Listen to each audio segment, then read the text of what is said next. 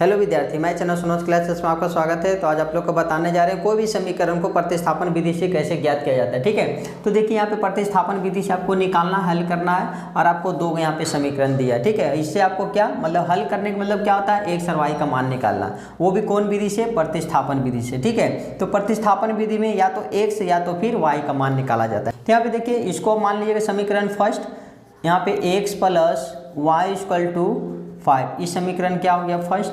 फिर इसको उतारिए, 2x minus 3y equal to 4, इसको क्या मान लीजिएगा आप, सेकेंड।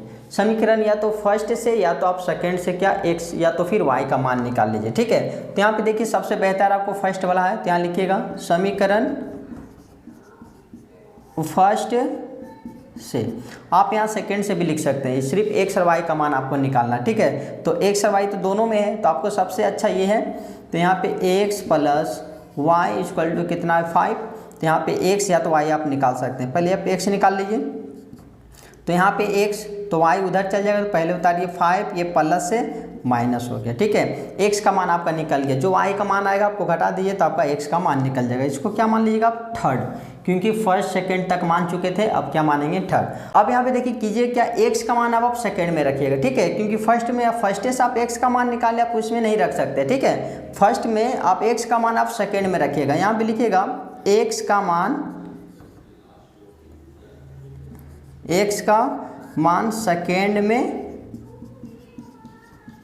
रखने पर, एक्स का मान सेकेंड में रखिए। सेकेंड का जो है ये है 2x minus 3y equal to 4 है।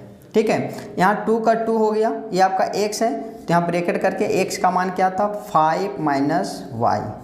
अब माइनस में जो है सो उतार दिए 3y इक्वल टू 4। अब इसको क्या कीजिएगा, इसको इससे पहले इंटू कर दीजिए, 5 2 जा 10 हो गया, 5 2 जा 10, इससे इंटू किए कितना देगा, माइनस में कितना हो जाएगा, 2 को y से इंटू करेंगे तो 2y, फिर माइनस में 3y इक्वल टू में जो है सो उतार लीजिए 4।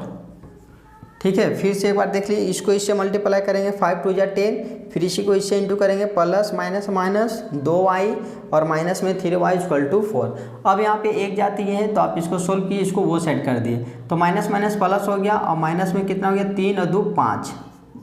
माइनस इसलिए क्यों किए दिए, क्योंकि 3 क्या है, 3 बड़ी संख्या। ठीक है, माइनस माइनस प्लस हुआ, अब प्लस हुआ जोड़ने का तो हम जोड़ दिए, 5 2 कितना हो गया, यानी 3 2 कितना हो गया 5, 5y। अब यहाँ पे देखेंगे कि दोनों में से बड़ा कौन है, तो बड़ा कौन है 3, इसीलिए माइनस में 5y देंगे। अब इक्वल टू कितना हो गया 4, अब ये प्लस है तो माइनस में 10। ठीक है, अब यहाँ पे माइनस 5y इक्वल टू यहाँ पर घटा दिए तो कितना हो गया 6, वो भी काची में माइनस में। अब गया गुना से भागा में, -6 और बट्टा में माइनस में 5, माइनस माइनस कट गया, तो y का मान कितना आ गया 6/5 आंसर। ठीक है, अब y का मान ये थर्ड में रख दिया, आपका आंसर आ जाएगा। ठीक है, अब यहाँ पे लिखिए y का मान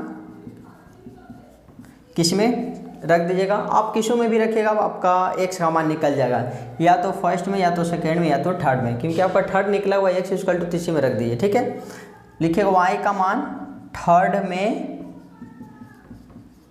रखने पर, जो x का मान आप निकाल के रखिएगा, आप उसी में रख दीजिएगा y का मान। ठीक है, तो आपका x का मान निकल जाएगा। यहाँ पे क्या है, x equal to 5 minus Y, तो x equal to 5 minus Y का मान कितना हो गया 6/5। ठीक है, अब यहाँ पे 6/5 हो गया यहाँ पे।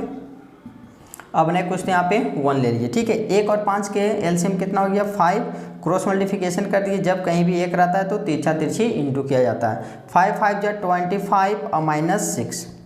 ठीक है, अब इसको घटा दिए, 25 में से 6 गया 19, 19/5 आपका ये भी प्लस में आया और ये भी प्लस आया, यानी कि x का जो मान आया आपका, x का जो मान आया वो 19/5 और y का मान आया 6/5। ठीक है, अगर आप मेरे वीडियो पे पहली बार है तो मेरे चैनल को लाइक सब्सक्राइब, दूसरे को शेयर कीजिए। Thank you.